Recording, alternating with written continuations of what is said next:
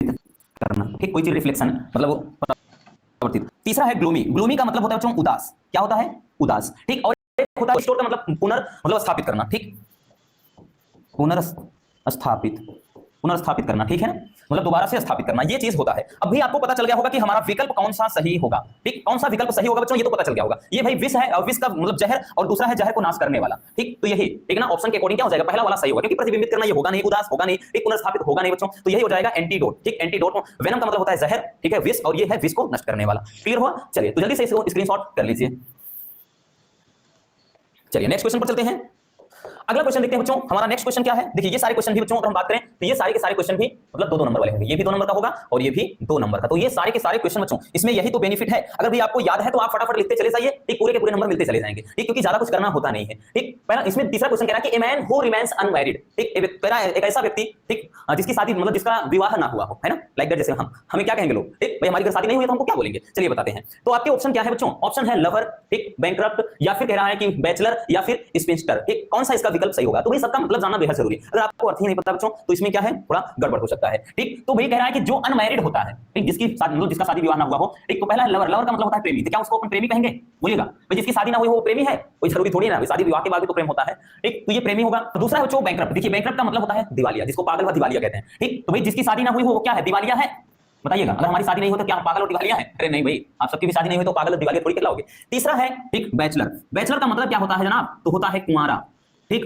क्या होता है, कुंवारा, कुंवारा, ठीक। और एक होता है स्पिंस्टर का मतलब होता है कुंवारी, ठीक, कुंवारी। तो बताइएगा भाई कौन सा सही है। अगर कहता एक ऐसी लड़की जिसकी शादी ना हुई हो तब ये आपका ऑप्शन हो जाता भाई ऑप्शन नंबर डी। बट कह रहा है कि एक ऐसा व्यक्ति, यहां मैंने बोला है तो भाई जिसकी शादी ना हुई हो उसको अपन क्या बोलेंगे, कुंवारा कहेंगे, ठीक है। Option C is the right answer. Clear हो गया, ठीक, इससे मीनिंग भी आपका क्लियर हो जाएगा। अगर यहीं पर वोमेन देता तो भाई ये क्या होता, कुंवारी हो जाती, ठीक है।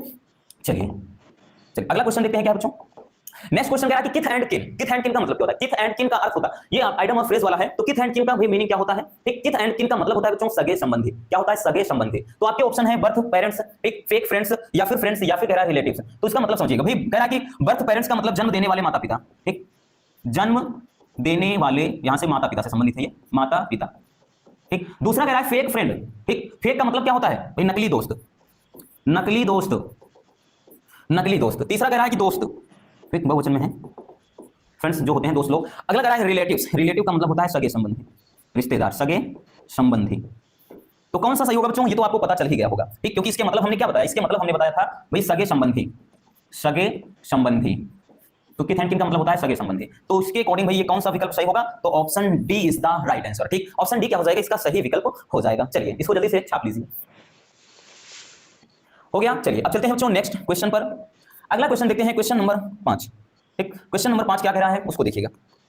क्वेश्चन नंबर जो 5 होता है बच्चों, ये एरर थोड़ा सेंटेंस में एरर रहता है, वो आपको इसमें से छाटना होता है। कह रहा है कि one should not abuse his father, एक किसी भी व्यक्ति को अपने पिता को गाली नहीं देना चाहिए, ठीक है ना, क्योंकि हम भाई हमारी दुनिया बनाने वाले संवारने वाले माँ बाप ही होते हैं, ठीक। इसलिए कहते हैं ना कि हमेशा भाई जिंदगी में किसी भी मोड़ पर आप रहे बच्चे, आपके साथ भले ही कितना सुख और दुख आ जाए, भले ही आपके ऊपर मुसीबतों का पहाड़ आ जाए, लेकिन मतलब ऐसी सिचुएशन पैदा हो जाए कि जब माता पिता से आपको दूर होना पड़े, बट तब भी बच्चों आप पूरी दुनिया को ठोकर मार देना, लेकिन माता पिता को कभी ठोकर मत मारना, है ना, क्योंकि दुनिया का सबसे अनमोल खजाना माँ बाप है।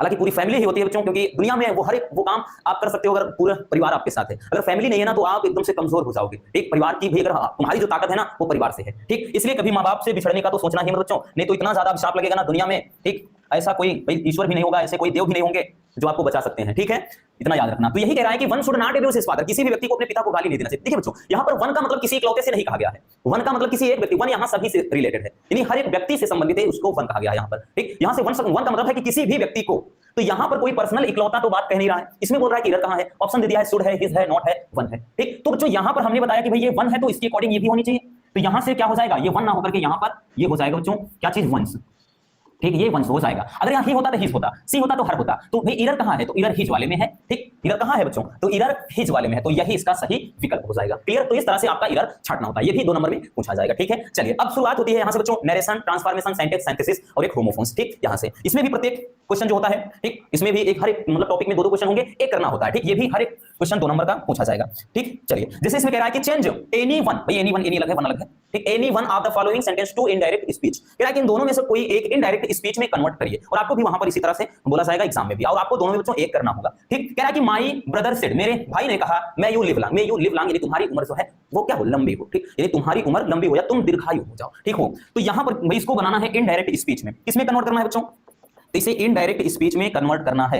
देखिएगा इसमें क्या करा है कि भाई तुम्हारी उम्र लंबी हो, अगर मैं किसी को कहूंगा कि ईश्वर को करे तुम्हारी उम्र लंबी हो, ठीक, तुम हजारों साल जियो, सैकड़ों वर्ष जियो, ठीक, करोड़ों वर्ष जियो, तो हम क्या कर रहे हैं भाई, ये हम ईश्वर से दुआ कर रहे हैं ना, प्रे कर रहे हैं। तो ऐसे केसेस में बच्चों क्या होता है, सेड या सेड टू को अपन प्रे में मतलब प्रेड में बदलते हैं। तो यहां पर हो जाएगा माई ब्रदर, भाई माई ब्रदर है तो ब्रदर ही रहेगा, सिस्टर थोड़ी हो जाएगा। तो माई ब्रदर सेड या सेड टू को अपन prayed, PRAYED, my brother prayed, फिर कंजक्शन दैट लगता है बच्चों। ठीक, ऐसे केसेस में दैट, अब भी करता किसके बारे में करा कि दैट, कह रहा कि भाई मेरे भाई ने कहा कि तुम्हारी उम्र लंबी हो। इधर का जब बच्चों करता यहां पर यू हो, ठीक है, यहां पर इधर में यू हो और यहां पर ऑब्जेक्ट यानी कर्म हो ही ना, यहां पर कर्म ना हो, तो ऐसे सिचुएशन में हम थर्ड पर्सन ही या सी का प्रयोग करते हैं, क्योंकि भाई मेरे भाई बोल रहे हैं तो मुझे ही तो कह रहे हैं। ठीक, मेरे भाई ने कहा कि तुम्हारी उम्र लंबी हो और मुझे नहीं कह रहे हैं, तो चाहे जिसको कहेंगे, तो ऐसी केसेस में हम ही या सी का प्रयोग करते हैं थर्ड पर्सन में। तो यहां पर हम ही लगाएंगे दैट ही, मे को अपन किसमें बदलेंगे, might, that he might live long. ठीक, लिव लॉन्ग, बस क्लियर हो गया, इस तरह से बनाएंगे बच्चों। चलिए अगला क्या कह रहा है, तो भाई दूसरा क्या बोल रहा है, इसको देखिएगा बच्चों ध्यान से, इसको इनडायरेक्ट स्पीच में बनना है।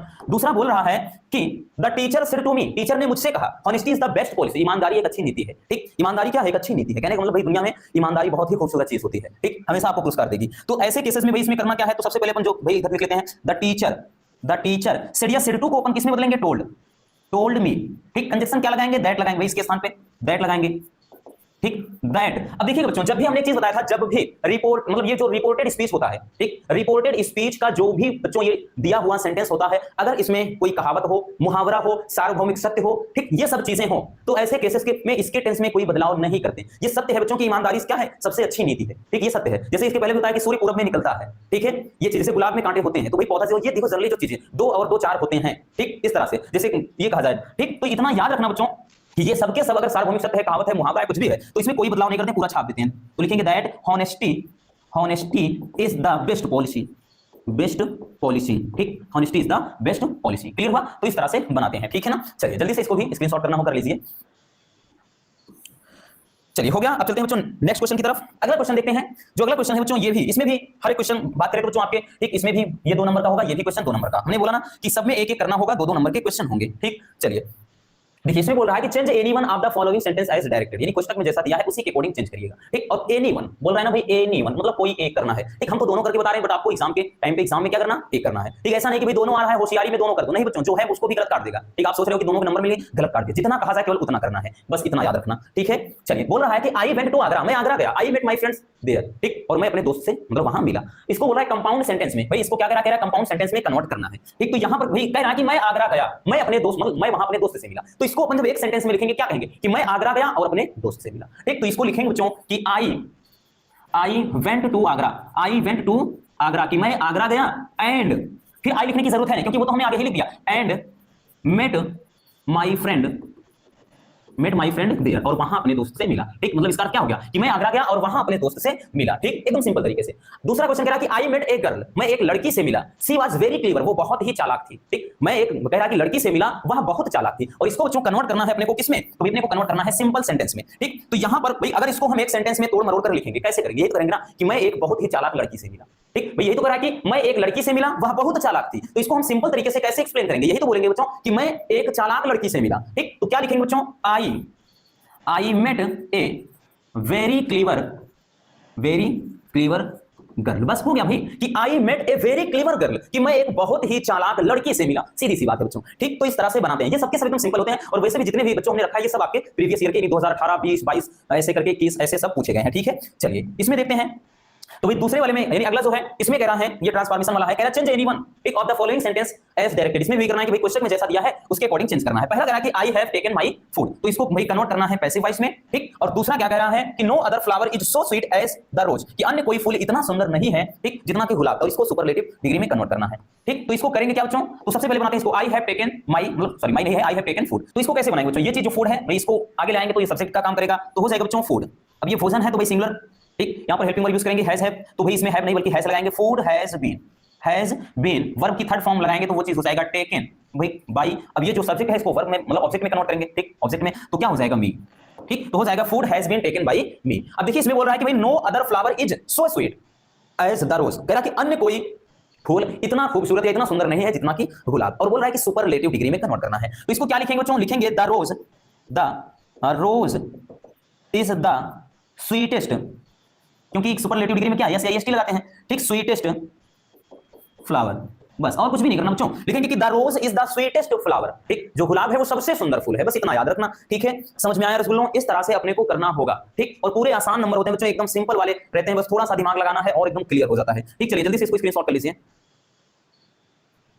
चलिए अब देखते हैं नेक्स्ट क्वेश्चन को बच्चों। हमारा अगला क्वेश्चन क्या है, तो अगला क्वेश्चन जो है सिंटैक्स से, ठीक, ये भी 2 नंबर का क्वेश्चन होगा और इसमें भी आपके 2 ही क्वेश्चन देंगे और दोनों में एक करना होगा। Correct any one of the following sentence, कह रहा कि करेक्ट भाई किसी एक को, एनी वन किसी एक को क्या करना है, करेक्ट करना है, ठीक। चलिए देखते हैं पहला क्वेश्चन क्या है बच्चों, तो इसको करेक्ट करना है और दूसरे वाले को, वहां तो आपको एक ही करना है, हम दोनों करके बता रहे हैं। देखिए बोल रहा है कि physics are not an interesting subject for everyone, कह रहा है कि जो फिजिक्स है वो हर किसी के लिए इंटरेस्टिंग सब्जेक्ट नहीं है, ठीक। भाई बहुत सारे स्टूडेंट के लिए ये फेवरेट होता है, लेकिन मे बी भाई हो सकता है बहुत सारे स्टूडेंट के लिए ये क्या है, दिमाग खराब करने वाला पकाऊ सब्जेक्ट हो सकता है, क्योंकि भाई जिस सब्जेक्ट में हमारी इंटरेस्ट नहीं होती है वो चीज डेफिनेटली बच्चों हमको भाई वो सब्जेक्ट बोरिंग लगता है। तो बहुत सारे स्टूडेंट के लिए बोरिंग लगता है कि भाई फिजिक्स तो एकदम जंजाल है, दुनिया भर का ये क्या है, माया है, ठीक है। चलिए तो यहां पर क्या कह रहा है कि physics are not an interesting subject, ठीक, फॉर एवरीवन। तो भाई कह रहा है कि फिजिक्स हर किसी के लिए इंटरेस्टिंग सब्जेक्ट नहीं, तो इसमें कह रहा है कि भाई गलती कहां है, इसको करेक्ट करिएगा। अगर आप लोग समझ गए होंगे गलती कहां है तो बताइए बच्चों। देखिए गलती कहां है, तो यहां पर है रसगुल्लो आर, ठीक, क्योंकि इस टाइप का जो क्वेश्चन है हमने न जाने कितनी बार बताया होगा बच्चों। अगर आप भाई रेगुलर आप पूरा का पूरा वीडियो देखें तो आपको अच्छी तरह से ये पता होगा, ठीक। जैसे बच्चों फिजिक्स हो गया, केमिस्ट्री हो गया, सिविक्स हो गया, पॉलिटिक्स हो गया, मैथमेटिक्स हो गया, सब में लास्ट में एस, ठीक। जैसे हमने बताया ना कि भाई मैथमेटिक्स हो गया, ठीक, इसमें हो गया, उसके बाद फिजिक्स हो गया, ठीक, फिजिक्स हो गया और उसके बाद पॉलिटिक्स हो गया, ठीक, पॉलिटिक्स हो गया, उसके साथ साथ जैसे सिविक्स हो गया। तो इन सब में अगर आप एक चीज देखें बच्चों, सब में क्या चल रहा है, लास्ट में एस, लास्ट में एस, लास्ट में एस, है ना। तो लास्ट में एस है तो इसको देख करके ये मत समझिएगा कि भाई एस लगा है तो ये बहुवचन होगा, नहीं बच्चों। जितने भी सब्जेक्ट होते हैं अगर उनमें पीछे एस लगा है तो उसके, ठीक है, यानी उसके बारे में सोच करके ये मत कंफ्यूज होना कि भाई ये इसके साथ तो यहाँ आर लगा है, सही है, गलती कहां है, नहीं बच्चों ये गलत है, ठीक है। कहने का अर्थ ये है कि यहाँ पर आर होगा ही नहीं, तो ये इसका जो सही रूप होगा बच्चों तो ये हो जाएगा physics is not an interesting, physics is not an interesting subject for everyone, ठीक, ये सही होगा। क्लियर हो गया, तो इस तरह से करना है। जैसे दूसरा क्या कह रहा है बच्चों, दूसरा बोल रहा है कि he had received a letter yesterday, ठीक, तो इसको भी करेक्ट करना है। चलिए बताइएगा बच्चों इसमें गलती कहां है, आपको पकड़ में आई भाई, गलती समझ गए कहां पर बच्चों, कह रहा कि he had received a letter yesterday, उसने कल एक पत्र प्राप्त किया था, ठीक, गलती मिल गई ना, क्योंकि बच्चों हैड यहां पर दिख रहा है आपको, ये हैड होगा ही नहीं, इस तरह से भाई इसमें आर गलत है, इसी तरह इसमें हैड गलत, तो यहां पर भाई जाहिर सी बात है जो बात बीत चुकी है पास्ट, ठीक, ये पूरी पास्ट की बात है, तो ऐसे मतलब भाई पास्ट में होता क्या है, तो हम केवल वर्ब की सेकंड फॉर्म यूज करते हैं, ठीक, तो केवल और केवल यहां पर he received a letter yesterday होगा, हैड लगाने की जरूरत ही नहीं है, ठीक, तो इसको ही हटा देंगे बस, तो लिखेंगे ही रिसीव्ड, ठीक, he received a letter yesterday, ठीक, कि उसने कल एक पत्र प्राप्त किया, ये इसका सही होगा, प्राप्त किया था नहीं बल्कि कल उसने एक पत्र प्राप्त किया, ठीक। चलिए अब देखते हैं बच्चों, तो इस टाइप का क्या हो जाएगा आपका सिंटैक्स वाला होगा, ठीक, इसमें थोड़ा बहुत एरर होता है बच्चों, त्रुटि होती है, वही अपने को सही करना होता है।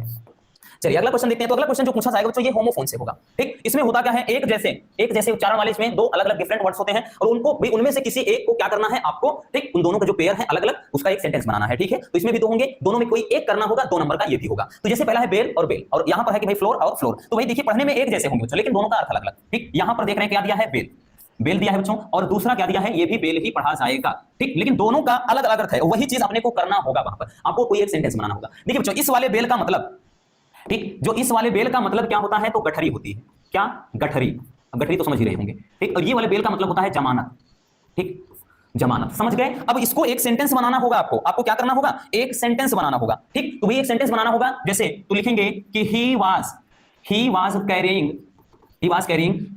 ए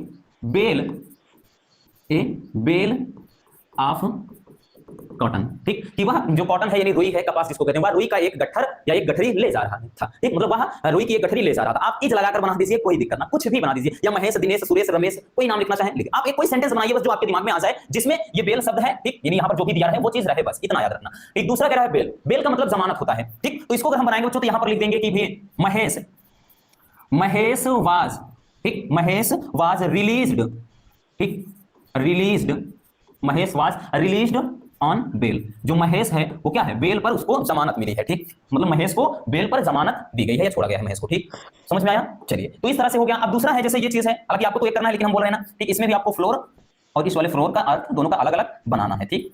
चलिए देखते हैं बच्चों, देखिए इस वाले फ्लोर का मतलब क्या होता है पहले समझिए, ठीक। इस वाले जो फ्लोर का मतलब होता है बच्चों आटा होता है, क्या होता है, आटा।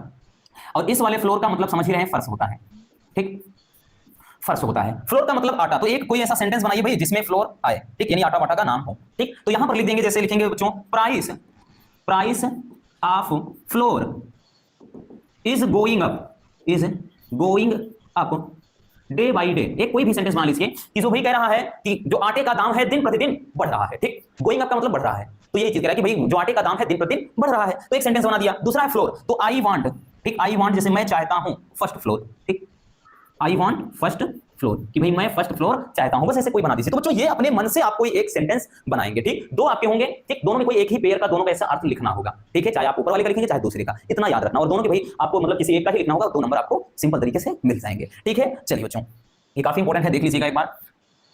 चलिए इसके अलावा जो क्वेश्चन होगा उस क्वेश्चन को हम करवाएंगे नहीं, बट बता दे रहे हैं, ठीक। ये जो क्वेश्चन होगा भाई प्रैक्टिस पर होता है, ये 5 नंबर का बच्चों आपका हिंदी टू इंग्लिश क्या करना होता है, translation, translate the following into English, ठीक, कि भाई हिंदी है इसको इंग्लिश में ट्रांसलेट करना है। और ये 2023 का क्वेश्चन है बच्चों, 2023 में ये पूछा गया है, तो कोई भी क्वेश्चन बैंक आपके पास होगा तो आपको पता होगा, आप देख लीजिएगा उसमें पूरा है, ठीक। इसमें देखिए हमने इसको इसलिए लिखा है बच्चों ताकि आपको हम बता सके कि इसमें करते क्या है। कोई भी ट्रांसलेशन हो, ट्रांसलेशन में सबसे पहले बच्चों एक चीज जरूरी है कि जो कुछ भी लिखा है उसका ठीक मीनिंग यानी अर्थ बेहद ज्यादा जरूरी, मतलब जो कुछ भी लिखा है, ठीक, ये चीज है उसका मीनिंग जानना बहुत जरूरी है, ठीक। मीनिंग के बाद आप क्या पकड़ेंगे, आप फटाक से देखेंगे किस टेंस में है, टेंस जानने के बाद आप फट से तलाशेंगे भी हमारा करता क्या है, ठीक, और पीछे क्रिया क्या है। क्रिया नहीं है, मेन वर्ब अगर नहीं भी है तो हेल्पिंग वर्ब काम चलेगा, ठीक, ये चीज होता है। जैसे इसमें दिया है कि एक बार एक चोर घर में घुस गया, तो भाई हम क्या लिखेंगे, ठीक, एक बार एक चोर, तो हमारा करता भाई एक चोर है, यहां से अगर हम करेंगे बच्चों तो भाई हम क्या करेंगे, तो यही लिखेंगे कि एक चोर, तो लिखेंगे ए थीफ, ये तो लिखेंगे ए थीफ, कह रहा है कि घुस गया। हमने बोला ना बच्चों टेंस जरूरी है, टेंस कौन सा है भाई, यहां पर क्या पास्ट है, एक बार एक चोर घर में घुस गया, तो यहां पर पास्ट में करते क्या, वर्ब की सेकंड फॉर्म लगाते हैं, तो यहां पर हो जाएगा इंटर्ड, ठीक, क्या हो जाएगा इंटर्ड, मतलब प्रवेश कर गया,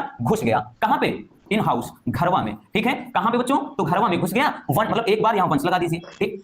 तो या फिर आप ये जो चीज होते हैं वंश वगैरह जो होता है वो आगे यहां पर भी लगा सकते हैं आप, ठीक, यहां पे ऐसे करके कॉमा कर दीजिए, क्लियर हो गया। Once a thief entered in house या इन द हाउस या इन, ठीक है, ये चीज लिखेंगे। आगे कह रहा है कि उसे आंगन में एक कुत्ता मिला, भाई मिला, तो भाई किसको, उसे, तो यहां पर करता हमारा ही है, तो ही फाउंड, उसने पाया, क्या पाया भाई, उसे क्या मिला, ठीक, a dog, he found a dog, उसने एक मतलब कुत्ता पाया। कह रहा है कि बबुआ आंगन में, तो लिखेंगे इन कोर्टयार्ड, ठीक, कोर्टयार्ड का मतलब होता है बच्चों आंगन, ठीक, तो उसे आंगन में एक क्या है कुत्ता मिला, ठीक। लेकिन आगे बोल रहा है कि जो बड़ा स्वामी भक्त था, ठीक, तो यहां पर लिखेंगे क्या कि हु, क्या लिखेंगे बच्चों कि हु वाज वेरी लॉयल, ठीक, आपको अगर नहीं यही नहीं पता होगा इसलिए बोल रहे मीनिंग जरूरी है कि जो बड़ा स्वामी भक्त था। आगे कह रहा है कि कुत्ते को चुप करने के लिए चोर ने गोश्त का एक टुकड़ा उसकी ओर फेंका, कह रहा है कुत्ते को चुप करने के लिए, तो लिखेंगे बच्चों टू साइलेंस द डॉग, ठीक। तो कह रहा है कि कुत्ते को चुप करने के लिए हम कॉमा लगाएंगे, कह रहा है कि चोर ने गोश्त का एक टुकड़ा उसकी ओर फेंका, तो भाई करता लिखेंगे कि थीफ, भाई वर्ब क्या है फेंका, तो यहां पर हो गया बच्चों थ्रू, ठीक, थ्रू फेंका, तो हो गया बच्चों थीफ थ्रू, चोर ने फेंका, क्या फेंका भाई, क्या फेंका, कह रहा है कि गोश्त का एक टुकड़ा, तो ए पीस ऑफ कह रहा है मीट, कि भाई गोश्त का एक टुकड़ा फेंका, कह रहा है कि उसकी तरफ या उसकी ओर, टूवर्ड इट, ठीक, टूवर्ड इट यानी कुत्ते की तरफ हो गया। आगे कह रहा है कि यह देखकर कुत्ते ने चोर से कहा, या लिखेंगे बच्चों देखिए यह देखकर या करके, तो पार्टिसिपल लगा है तो लिखेंगे बच्चों सीइंग, क्या लिखेंगे सीइंग इट, यह देख करके लिखेंगे द डॉग, ठीक, सिड टू थीफ, कि भाई कुत्ते ने चोर से कहा। अब जैसे इन्वर्टेड कॉमा लगता है ना पूरा जैसे आपका नरेशन में, उसी तरह भाई देख करके क्या कहा, तुम चाहते हो कि मैं भौंकना बंद कर दूं, ठीक, तो यहां पर कह रहा है ताकि तुम मेरे मालिक के जेवर और कपड़े चुरा ले जाओ, ऐसा कभी नहीं हो सकता, मैं मूर्ख नहीं हूं, तुम इसी समय यहां से बाहर निकल जाओ, क्या तुमने मुझे भी बेईमान समझ लिया है। तो देख सकते हैं बच्चों बहुत ज्यादा डिफिकल्ट नहीं है, हाँ एक आध दो सेट ऐसे होते हैं बच्चों जिसमें थोड़ा टफ पूछ लेता है, बाकी भी सबके सब मतलब सेट ऐसे नहीं होते कि हाँ ये बहुत ज्यादा खतरनाक होता है, बहुत ही ज्यादा परेशान करने वाला, ऐसा कुछ भी नहीं बच्चों। आपके पास कोई ऑप्शन भी तो नहीं होगा ना, आपको करना तो करना पड़ेगा, डेफिनेटली भी करना होगा, नहीं करना होगा छोड़ के आओ 5 नंबर यूं ही चले जाएंगे, इसलिए बच्चों प्रयास तो आपको करना ही पड़ेगा, ठीक। इसके लिए ज्यादा से ज्यादा प्रैक्टिस की जरूरत है, जितना हो सकता है आप वर्ड पावर यानी मीनिंग वगैरह थोड़ा अच्छे से तैयार कर लेंगे, ठीक। तो बस आज के इस वीडियो में इतना ही, मिलते हैं किसी और ऐसे शानदार टॉपिक के साथ। वीडियो पसंद आए हो तो प्यार से एक लाइक जरूर कर देना। Love you, bye bye, take care.